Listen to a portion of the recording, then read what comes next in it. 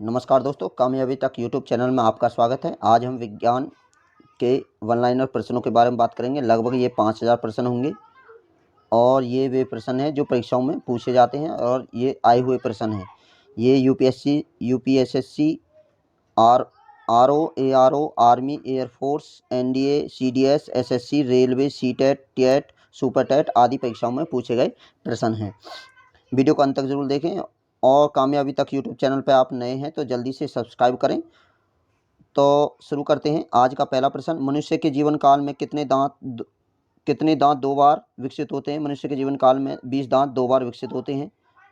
मानव शरीर में पाचन का अधिकांश भाग किस अंग में संपन्न हो जाता है? तो पाचन जो पूर्ण संपन्न होता है वह छोटी आंत में होता है। प्रश्न बार बार पूछा जाता है। ये मनुष्य में पाचन क्रिया कहाँ प्रारंभ होती है? मनुष्य में जो पाचन प्रक्रिया प्रारंभ होती है वह मुख में प्रारंभ होती है, मुंह में।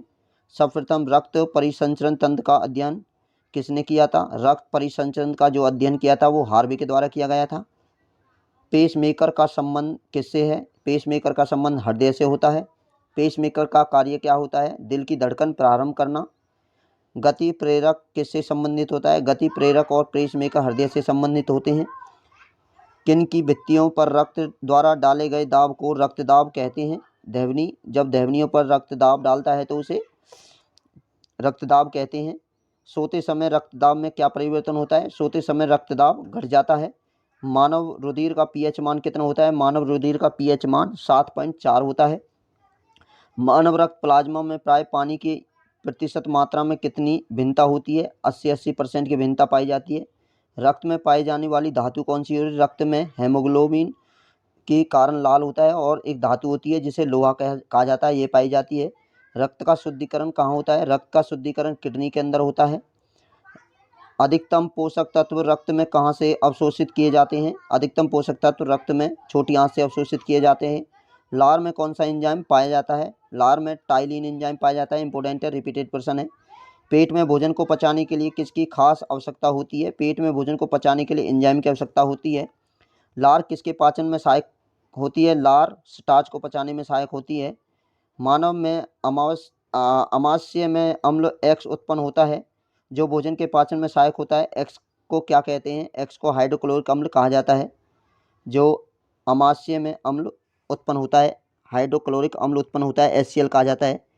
क्रेब्स चक्र में किसका संश्लेषण होता है? क्रेब्स चक्र में पायरुविक अम्ल का संश्लेषण होता है।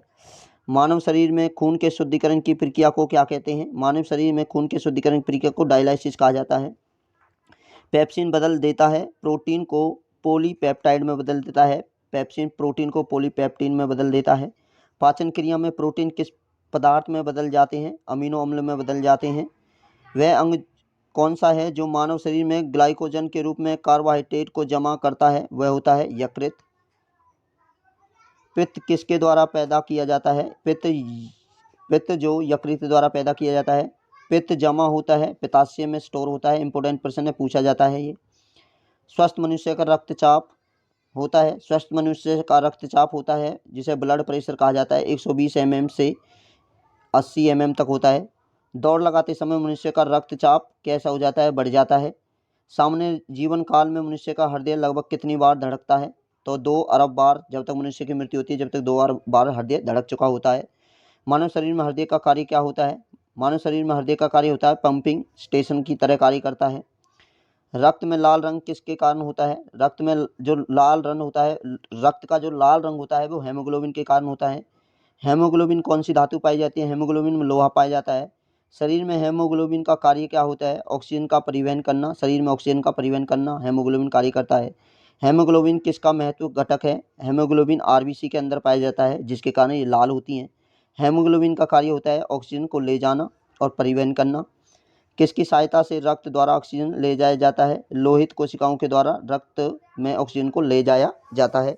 जब कोई भारी पदार्थ मानव रुधिर प्रणाली में प्रविष्ट होता है तो वह प्रक्रिया कौन प्रारंभ करता है? तो वह प्रक्रिया शुरू करते हैं WBC, वाइट ब्लड सेल, श्वेत रक्त कणिकाएं। लाल रक्त कणिकाएं कहाँ उत्पन्न होती हैं? लाल रक्त कणिकाएं अस्थिमज्जा में उत्पन्न होती हैं। किसको आरबीसी का कब्रिस्तान कहा जाता है? प्लीहा को कहा जाता है। इंपोर्टेंट प्रश्न है ये। मनुष्य की लाल रक्त कोशिकाओं का जीवन काल कितना होता है? मनुष्य की लाल रक्त कोशिकाओं का जीवन काल 120 दिन होता है। पचे हुए भोजन के मौजूदा विषैले पदार्थ कौन सा अंग चूर्ण करता है, यह यकृत करता है। मानव शरीर में लाल रक्त कण का निर्माण कहाँ होता है? यह अस्थिमज्जा के अंदर होता है।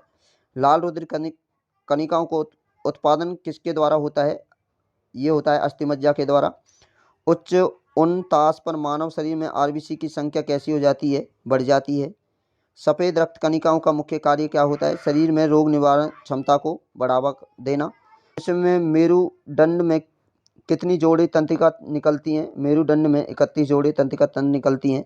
प्रतिवर्ती क्रियाओं का नियंत्रण केंद्र कहाँ पर होता है? ये केशरुक ऋजु में होता है। स्तनधारी किसमें यूरिया बनाते हैं? स्तनधारी लीवर और यकृत में यूरिया बनाते हैं।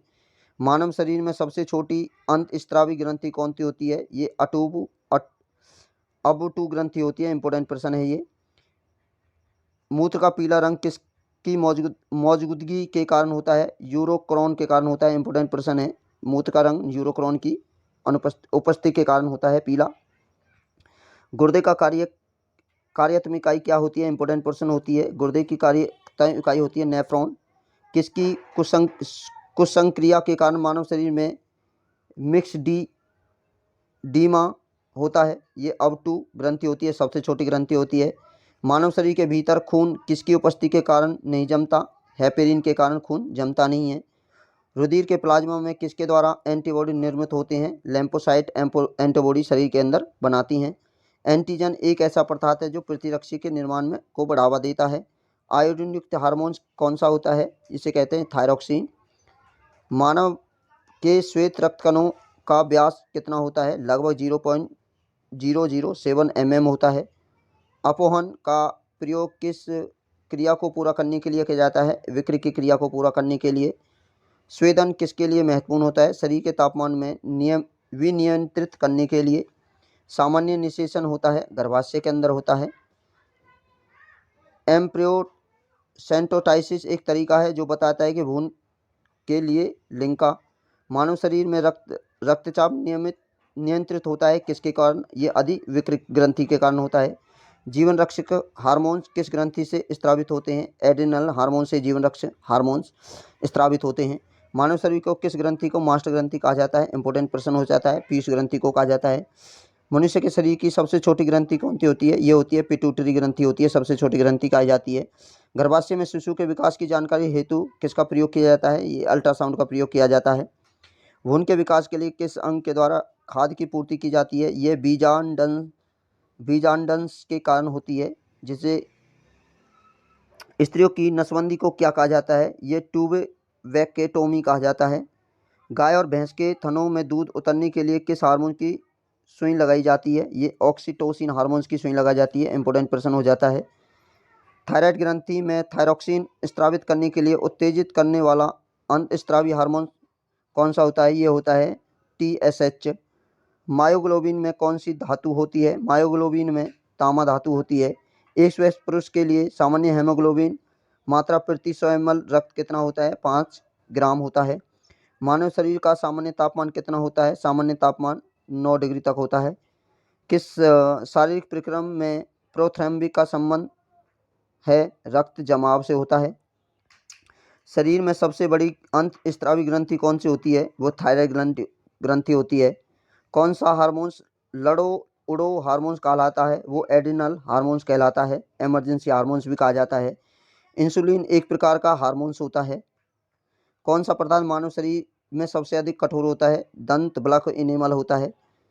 किस कोशिका से इंसुलिन स्रावित होते हैं? बीटा कोशिका इंसुलिन बनाने में सहायक होती है। इंसुलिन उत्पादित होता है पैनक्रियाज द्वारा इंसुलिन बनाया जाता है। ऑक्सीजन की उपस्थिति में सुक्रोज को CO2 व जल में ऊर्जा निमुक्त होने के साथ पूर्ण रूपांतर होने को क्या कहते हैं? वायु श्वसन कहा जाता है। हमारी छोड़ी हुई सांस की हवा CO2 की मात्रा लगभग कितने प्रतिशत होती है? जब हम सांस छोड़ते हैं तो उसमें से कार्बन डाइऑक्साइड 4% निकलती है। हृदय वंचित होता है ऐच्छिक पेशियों से। मनुष्य में त्वचा किस स्थान पर सबसे अधिक मोटी होती है? तलुए पर होती है, पैर के तलुए पर। मानव शरीर का सबसे बड़ा अंग कौन सा होता है? वह होता है फेफड़ा। मानव त्वचा का रंग देने वाला वर्णक कौन सा होता है? मेलानिन होता है। कंडरा टेंडन जोड़ता है, पेशी को हड्डी से जोड़ा जाता है टेंडन के द्वारा। मानव शरीर में कौन सी ग्रंथि है जिसके संबंध शरीर का उत्तेजना से है? अधिविकृत ग्रंथि होती है।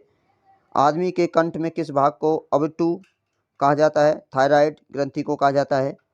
मानव का मस्तिष्क लगभग कितने ग्राम का होता है? मानव का मस्तिष्क लगभग 1350 ग्राम का होता है। मानव शरीर में सबसे लंबी ग्रंथि होती है उरु अस्थि होती है, उरु अस्थि होती है, जिसे फीमर कहते हैं, जांग में पाई जाती है। मनुष्य किसकी उपस्थिति के कारण मानव शरीर उच्च वायुमंडलीय दाब के अंतर्गत भी बिना कुचला रहता है? कोशिकाओं के तरल के कारण। आंख में रेटिना का परंपरागत कैमरा के निम्नलिखित में से किस भाग में तुलना की जा सकती है? फिल्म से की जा सकती है। रक्त जमने में किस तत्व की मुख्य भूमिका होती है? कैल्शियम की मुख्य भूमिका होती है। मनुष्य में सामान्य निरन रुधिर शर्करा स्तर 100 ml रुधिर होती है 80 मिलीग्राम से 100 मिलीग्राम तक। अधिक ऊंचाई पर मानव शरीर के रक्त कोशिकाएं क्या होता है? संख्या बढ़ जाती है जब ऊंचाई पे जाएंगे। मानव शरीर में कोलेस्ट्रॉल का सामान्य स्तर कितना होता है? 140 मिलीग्राम से 180 मिलीग्राम तक होता है। यदि किसी व्यक्ति को रुधिर वाहिकाओं की त्रिज्या कम की जाए तो उसका रक्तदाब बढ़ेगा। जब मानव शरीर में किस अंग में लसिका कोशिकाएं बनती हैं? ये दीर्घ अस्थि में बनती हैं। स्तनपायियों में स्वेद ग्रंथियां मूलतः संबंधित होती हैं ताप विनिमयन से। मानव हृदय में कक्ष की संख्या कितनी होती है? 4 होती है। इंपॉर्टेंट प्रश्न है, पूछा जाता है। मधुसूदनी अंतःस्राव एक ग्लाइकोलिपिड है। मानव शरीर में पैरों की हड्डियां होती हैं, फिबुला और टिबिया, ये पैर की 2 हड्डियां हैं। गर्भाशय के लिए वैकल्पिक शब्द होता है, यूटेरस कहा जाता है गर्भाशय को। हेमोग्लोबिन की अधिकता बंधुता होती है ऑक्सीजन के लिए, ऑक्सीजन को परिवहन करती है हेमोग्लोबिन। कौन सी ग्रंथि सेक्स हार्मोन्स का स्राव करती है? एड्रिनल ग्रंथि सेक्स हार्मोन्स बनाती है। मानव शरीर में हार्मोन्स में से कौन सा रक्त कैल्शियम और फास्फोट का विनिमय करता है? ये करता है पैराथाइड्स हार्मोन्स। मानव में शरीर के किस भाग में शुक्राणु डिंब की निषेचित फर्टिलाइज करता है? ये डिंब वाहिनियों फिलोपियन ट्यूब में करता है। जब वृक्क कार्य करना बंद कर दे तो कौन सा पदार्थ जमा होता है? रक्त में नत्र जनित अवशिष्ट पदार्थ जमा हो जाते हैं। जब एक व्यक्ति वृद्ध हो जाता है तो सामान्यतः उसका रक्त का दाब घट जाता है। मानव शरीर में पूंछ कौन सी संरचना से संलग्न होती है? यह बृहद दांत से होती है। किस प्रक्रिया द्वारा ऑक्सीजन श्वसन के दौरान रुधिर में प्रवेश करती है और फिर उसे छोड़ देती है? परासरण प्रक्रिया के द्वारा। कौन सा अंग वसा का भंजन कर कोलेस्ट्रॉल उत्पन्न करता है? यकृत करता है। सेरेब्रम किससे संबंधित होता है? सेरेब्रम मस्तिष्क का भाग होता है। मनुष्य में मस्तिष्क का सबसे बड़ा प्रमस्तिष्क कहा जाता है। मानव शरीर की किस कोशिकाओं में सबसे कम पूर्ण योजन शक्ति होती है? मस्तिष्क कोशिकाओं में पूर्ण योजन शक्ति सबसे कम होती है। किस मृत प्राय व्यक्ति को गुर्दा देने के लिए उसे किस स्थिति के लिए होना चाहिए? केवल तंत्रिका प्रकायों अवशासन के लिए। यदि एक पिता का रक्त वर्ग ए है, माता का ओ है, तो बताइए कि उसका पुत्र का क्या होगा? तो उसके पुत्र का रक्त समूह ओ होगा। यदि किसी बी प्रकार के रुधिर वाले व्यक्ति किसी आकस्मिक संकट से किसी प्रकार के रुधिर वाले व्यक्ति को रुधिर दान कर सकता है, तो बी केवल ए और बी को ही दान दे सकता है। यदि माता पिता के एक रुधिर का वर्ग ए बी है, दूसरे का ओ है, तो बताइए उसके बच्चे का क्या क्या हो सकता है? तो ए और बी उनके बच्चों का रक्त समूह हो सकता है। संतानों की भ्रूणीय अवस्था में माता के गर्भाशय के अंदर ही रक्त का धक्का बनने से मृत्यु हो जाती है।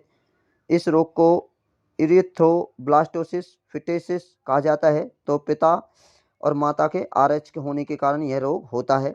कौन सा रक्त समूह सर्वग्राही होता है? यह होता है सभी को रक्त लेने वाला ए बी रक्त वर्ग वाले व्यक्ति में सर्वदातिग्राही कहा जाता है।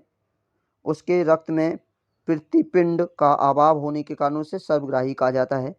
सर्वत्रात्रिक यूनिवर्सल रिसेप्टर कौन सा होता है? ये भी ए बी होता है। और सर्वदाता कौन सा ग्रुप होता है? ये ओ होता है। यदि किसी पुरुष का वर्ग रक्त वर्ग ए बी है, महिला का ए बी है, तो बताइए संतान का क्या होगा? तो संतान का ओ होगा। मनुष्य में कुल कितनी हड्डियां होती हैं? मनुष्य में कुल 206 हड्डियां होती हैं। नवजात शिशु में हड्डियों की संख्या लगभग कितनी होती है? 306 होती है। गलत दी हुई है यहाँ पे, 306 होती है। मनुष्य की खोपड़ी में कितनी अस्थियां पाई जाती हैं, हड्डियां पाई जाती हैं? मनुष्य की खोपड़ी में 8 पाई जाती हैं। मनुष्य के शरीर में पसलियों के कितने जोड़े होते हैं? तो ये 12 जोड़े होते हैं पसलियों के। शरीर की सर्वाधिक प्रबल अस्थि कौन सी होती है? जबड़े की हड्डी होती है, सबसे मजबूत हड्डी। मानव शरीर की सबसे छोटी हड्डी होती है स्टेपिस, जो कान के अंदर पाई जाती है। मानव शरीर की सबसे लंबी होती है फीमर, जो जांघ के अंदर पाई जाती है। मनुष्य के शरीर में पैर की हड्डी कैसी होती हैं? खोखली होती हैं। टिबिया नामक हड्डी किस में पाई जाती है? टिबिया नामक हड्डी टांग के अंदर पाई जाती है। आयोडीन का सर्वोत्तम स्रोत होता है शैवाल, सबसे ज़्यादा आयोडीन शैवाल में पाया जाता है। उपस्थिति और हड्डियों के निर्माण और संपोषण में आवश्यक तत्व होता है कैल्शियम, हड्डियों में पाया जाता है। द्रास्त कोशिका अर्रकता रोग किसकी असामान्यता के कारण होता है? लाल रक्त कणिकाओं के कारण एनीमिया रोग होता है। प्रचुरतम मात्रा में खाद्य प्रोटीन के 2 स्रोत होते हैं, सोयाबीन और मूंगफली में सबसे ज़्यादा प्रोटीन पाया जाता है। दूध में प्रोटीन और कार्बोहाइड्रेट के अतिरिक्त पोषणदायक अन्य तत्वों में सम्मिलित होते हैं। दूध में कैल्शियम और पोटासियम भी पाया जाता है प्रोटीन और कार्बोहाइड्रेट के साथ साथ। सीमेंट और अस्थियों दोनों में विद्यमान होता है कैल्शियम। किसकी कमी से एनीमिया रोग होता है? लोहा की कमी से एनीमिया रोग होता है। किस विटामिन का संबंध रक्त के लिए धक्का जमाने में सहायक है? विटामिन के। मानव शरीर में औसतन ऑक्सीजन का तत्व कितना प्रतिशत होता है? 50%।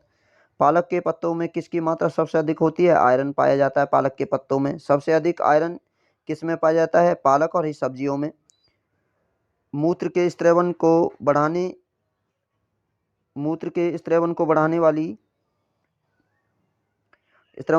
वाली औषधि को क्या कहते हैं? डायरेटियन कहा जाता है। टाइफाइड से शरीर का कौन सा अंग प्रभावित होता है? आंत होती हैं। पेचिश रोगी के लिए उत्तरदायी। ये रहे हमारे आज के वन लाइनर प्रश्न। वीडियो को अंत तक जरूर देखें, शेयर करें।